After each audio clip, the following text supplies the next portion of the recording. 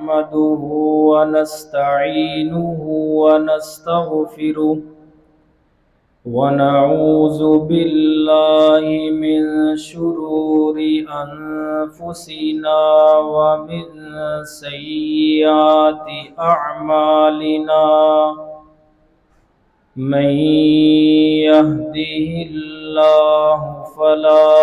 مضل له ومن يضلل فلا هادي له وأشهد أن لا إله إلا الله وحده لا شريك له وأشهد أن محمدا عبده ورسوله أما بعد فإن خير الحديث كتاب الله وخير الهدي هدي محمد صلى الله تعالى عليه وسلم وشر الأمور محدثاتها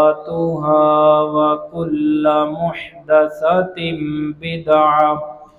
وكل بدعة ضلالة وكل ضلالة في النار. اللهم صل على محمد وعلى آل محمد كما صليت على إبراهيم وعلى آل إبراهيم إنك حميد مجيد. اللهم بارك على محمد وعلى آل محمد كما باركت على إبراهيم وعلى آل إبراهيم إنك حميد مجيد. أما بعد فأعوذ بالله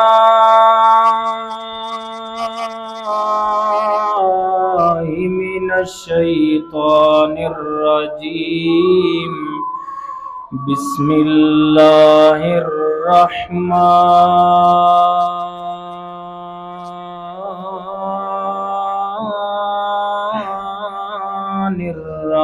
الرحيم. إنا كفيناك المستهزئين. وقال الله تعالى في مقام آخر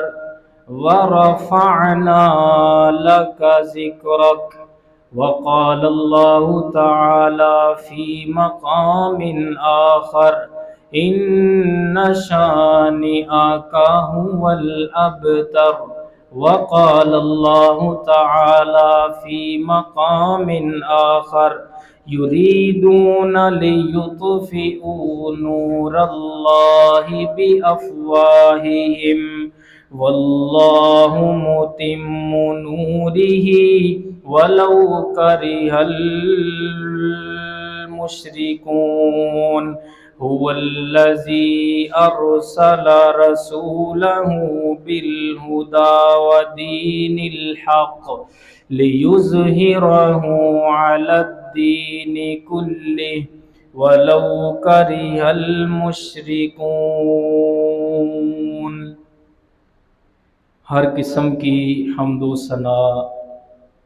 اللہ وحدہ لا شریک کی ذات اقدس کے لیے خاص ہے،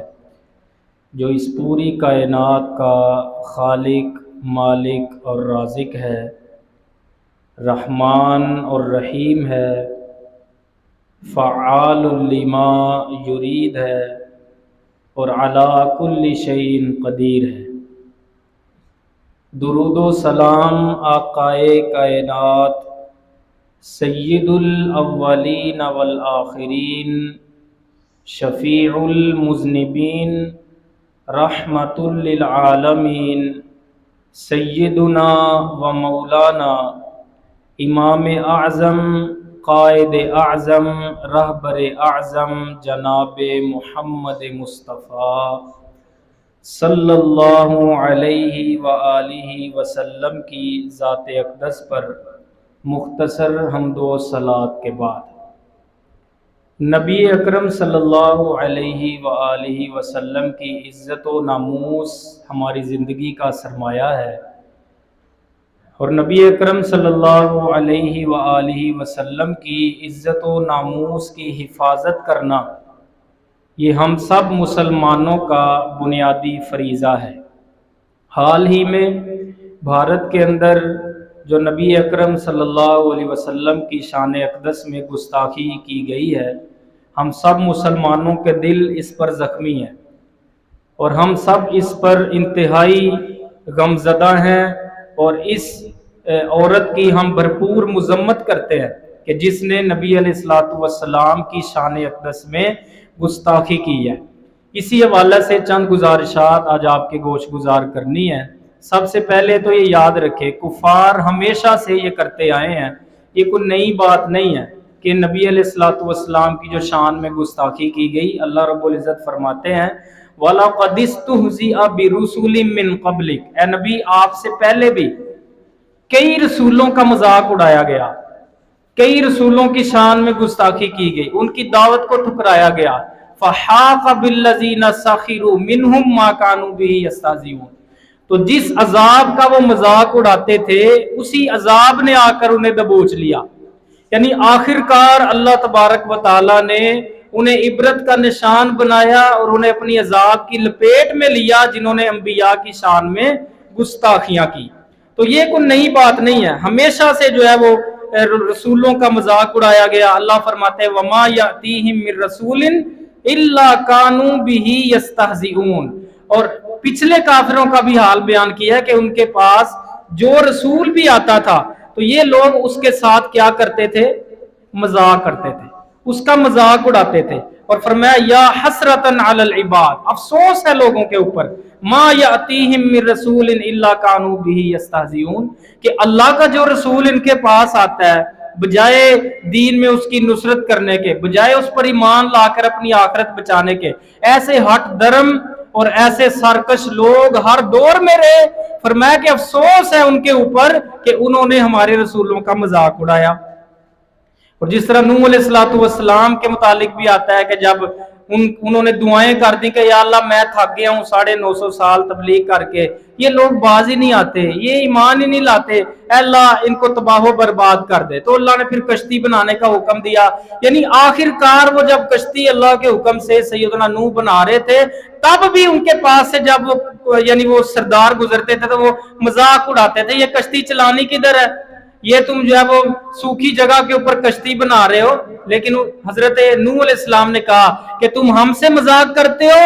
ہم بھی تم سے مذاق کریں گے جس طرح تم ہم سے مذاق کر رہے ہو۔ پھر اللہ کا جب عذاب آیا کشتی میں نوح علیہ السلام کی پیروی کرنے والے بچ گئے اور باقی ساروں کو اللہ تبارک و تعالیٰ نے غرق کر دیا۔ قرآن مجید میں جس قدر اللہ رب العزت نے نبی اکرم صلی اللہ علیہ وسلم کا ادب و احترام ملحوظ خاطر رکھا ہے، اور نبی علیہ السلام کا ادب و احترام کرنے کی اللہ رب العزت نے ہمیں تعلیم دی ہے، اس قدر کسی اور نبی کی بھی اللہ تبارک و تعالیٰ نے ادب و احترام کرنے کے اس قدر اہتمام نہیں کیا جس طرح آخری نبی خاتم الانبیاء جناب محمد مصطفیٰ صلی اللہ علیہ وسلم کا ادب اللہ نے ملحوظ خاطر رکھا ہے۔ یا ایھا الذین آمنوا لا ترفعوا اصواتکم فوق صوت النبی ولا تجہروا له بالقول کجہر بعضکم بعضا ان تحبط اعمالکم وانتم لا تشعرون۔ فرمایا ایمان والو نبی کی موجودگی میں اپنی آواز بھی اونچی نہ کرو اور نبی علیہ الصلوۃ والسلام سے اونچی آواز میں بات نہ کرو جس طرح تم آپس میں اونچی آوازوں سے باتیں کر لیتے ہو. کہیں ایسا نہ ہو کہ تمہارے عمل برباد ہو جائیں اور تمہیں شعور بھی نہ ہو. یعنی نبی علیہ السلام کی موجودگی میں اونچی آواز کرنے سے بھی اللہ تبارک و تعالیٰ نے وعید بیان کی کہ عمل برباد کر دوں گا. پھر فرمایا ان الذین ینادونک من وراء الحجرات اکثرهم لا یعقلون. وہ جو دیہاتی چند آئے اور نبی علیہ السلام کے حجرے کے باہر کھڑے ہو کر انہوں نے آوازیں دینا شروع کر دی, یا محمد یا محمد, اے محمد اے محمد, ہماری بات سنے گھر سے باہر آئے. اللہ رب العزت نے انہیں ڈانٹا, قرآن کی آیت نازل کر دی کہ اے نبی یہ جو لوگ, یہ دیہاتی آپ کے گھر کے باہر کھڑے ہو کر آپ کو محمد محمد کہہ کر بلا رہے ہیں, ان میں سے اکثر کو عقل ہی نہیں ہے, یہ بے عقل ہے, یہ بے سمجھ لوگ ہیں جن کو آپ کے ادب و احترام کا ہی نہیں پتا. لا تجدوا قوما یؤمنون باللہ والیوم الآخر. اے نبی جو لوگ اللہ پر اور آخرت کے دن پر ایمان رکھتے ہیں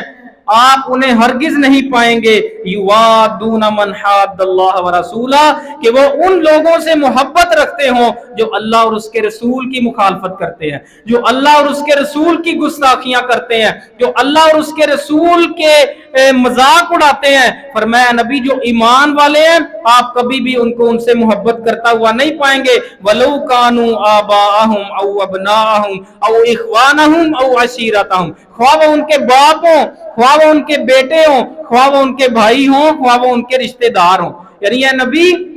مومن کا یہ کام ہی نہیں ہے کہ وہ اللہ اور اس کے رسول کا مذاق اڑانے والوں کے ساتھ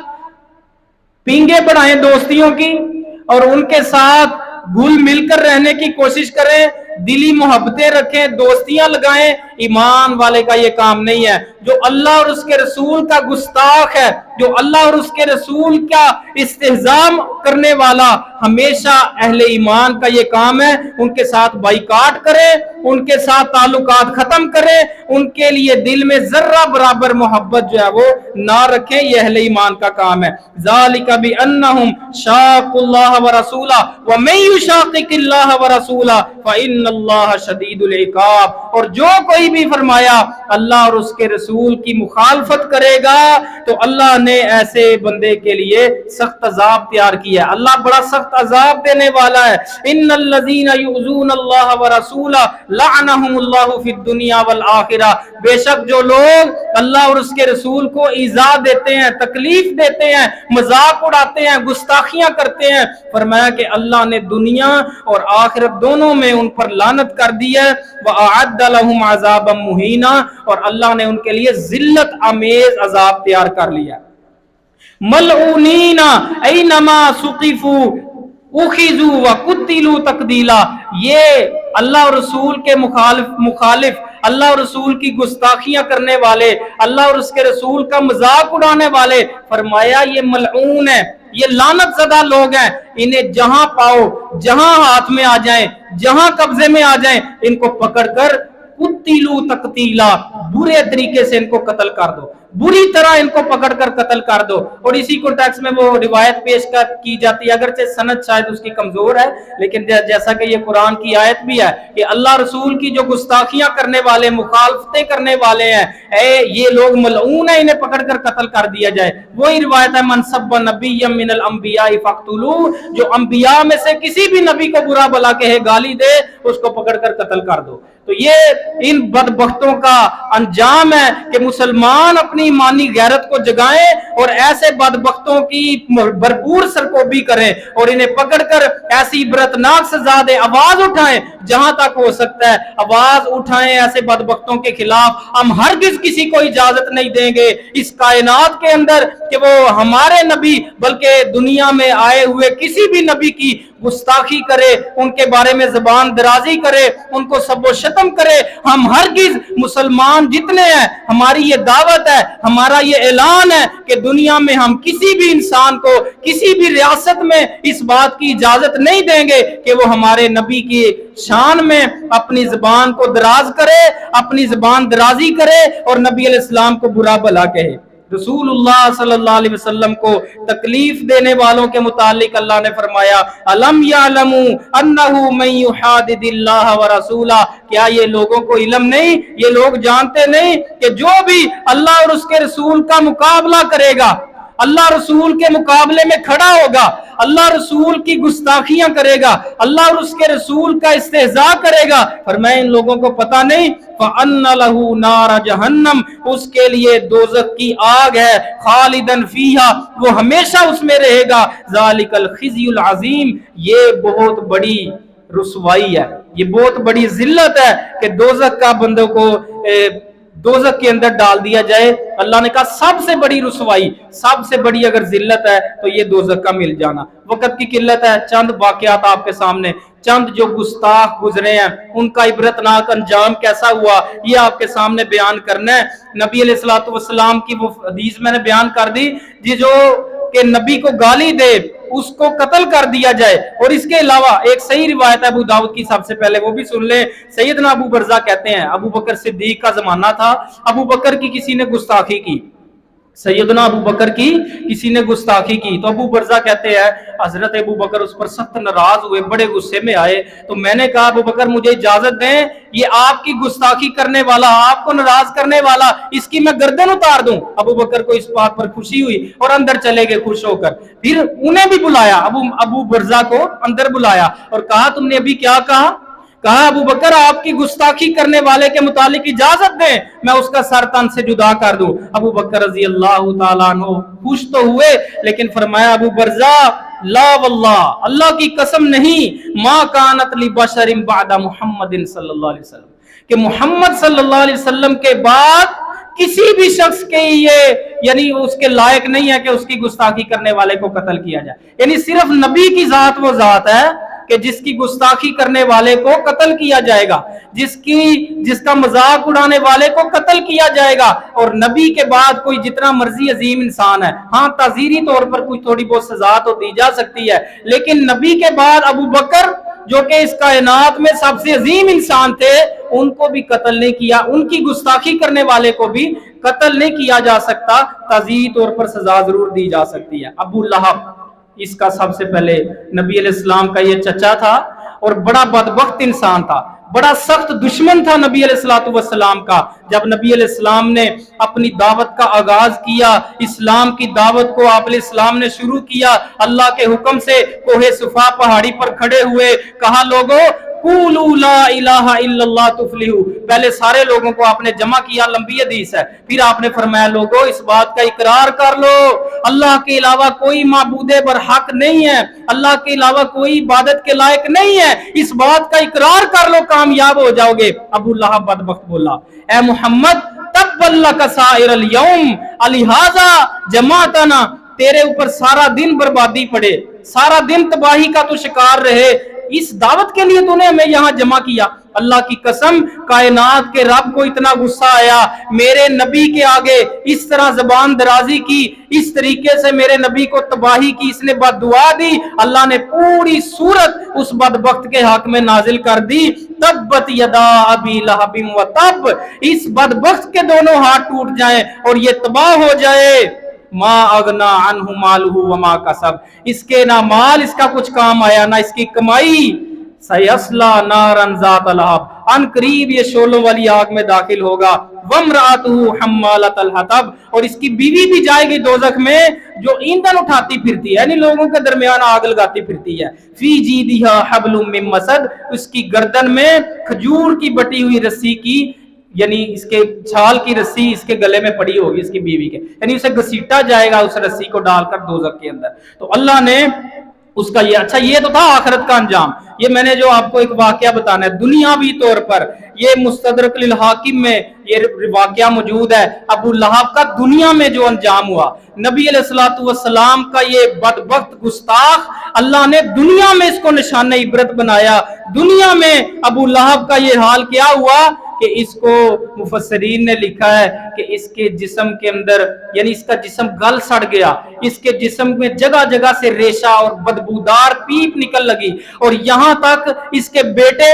اس کے اپنے بیٹے جس پر بڑا اس کو گھمنڈ تھا، یہ اپنے بیٹے اس کی بدبو سے تنگ آ کر اس کے بیٹوں نے اس کو گھر سے باہر پھینک دیا، اور پھر 3 دن تک باہر یہ مرا رہا، مر گیا باہر، اور دودھ کے اندر اس کی لاش 3 دن تک گلتی اور سڑتی رہی، اور یہاں تک محلے والے تنگ آئے، انہوں نے اس کے بیٹوں کو لان تان شروع کی کہ تم نے یہ کیا مصیبت ہمارے گلے ڈال دی ہے، اس کو اٹھاؤ یہاں سے۔ پھر اس نے اپنے چند حبشی غلاموں کو کہا، خود بیٹے بھی اس کو دفنا نہیں سکے، اس قدر بدبخت کا یہ برا حال ہوا کہ اس کے بیٹوں نے چند غلاموں کی ڈیوٹی لگائی، انہوں نے گڑھا کھودا اور پھر لمبی لمبی لکڑی کوئی درخت کی لے کر اس کے ساتھ اس کو یعنی قریب جانا بھی کوئی گوارا نہیں کر رہا تھا، اور لکڑیوں کے ساتھ دھکے دے کر اس کو گڑھے کے اندر پھینک کر دفن کر دیا گیا۔ یہ دنیا کی ذلت اللہ تعالیٰ نے دی پیارے نبی کے گستاخ کو، دنیا میں اللہ نے نشان عبرت بنایا، باقی آخرت کا عذاب تو وہ اللہ نے کہہ دیا کہ تبت یدا ابی لہب وتب، تباہ ہو گیا، برباد ہو گیا، بھڑکتی ہوئی آگ کا اس نے اپنے آپ کو مستحق بنا لیا۔ یہ تو تھا آخرت کا عذاب، لیکن دنیا میں بھی گستاخ رسول کی اللہ تعالیٰ نے کس قدر اس کو ذلیل کیا، کس قدر اس کو ذلت امیز اللہ تعالیٰ نے جو ہے وہ سزا دی۔ ایک نبینا صحابی تھے، غالباً بعض نے عبداللہ ابن ام مکتوم کا ہی ذکر کیا، نبینا صحابی تھے، ان کی ایک لونڈی تھی، یہ لونڈی نبی علیہ السلام کو اکثر برا بلا کہا کرتی، اکثر نبی علیہ السلام کو گالیاں دیا کرتی، آپ کے بارے میں زبان درازی کیا کرتی، محبت بھی بڑی تھی ان کو اپنی بیوی سے، اس لونڈی سے، اور 2 بچے بھی تھے جنہیں یہ لؤلؤین کہا کرتے تھے کہ میرے موتیوں جیسے 2 بچے اس لونڈی سے پیدا ہوئے ہیں، تو بڑی محبت بھی تھی، لیکن نبی علیہ السلام کی گستاخ تھی، نبی علیہ السلام کو برا بلا کہا کرتی تھی، نبی علیہ السلام کو گالیاں دیا کرتی تھی۔ سیدنا عبداللہ ابن مکتوم کہتے ہیں میں نے اکثر اسے روکا، بعض کا ڈانٹنے تک نوبت آئی کہ باز آ جاؤ اس عمل سے، رک جاؤ میرے نبی کی گستاخیاں کرنے سے، باز آ جاؤ میرے نبی کو برا بلا کہنے سے، لیکن کہتے ہیں باز نہیں آئی، آخر کار مجھے محبت قربان کرنی پڑی۔ کہا ایک رات میں گھر آیا، یہ اپنی معمول کے مطابق اس نے نبی علیہ السلام کو گالیاں دینی شروع کر دی، نبی علیہ السلام کو برا بلا کہنا شروع کر دیا۔ عبداللہ ابن ام مکتوم کہتے ہیں میں نے ایک خنجر پکڑا، چھری پکڑی، اور اس کے پیٹ میں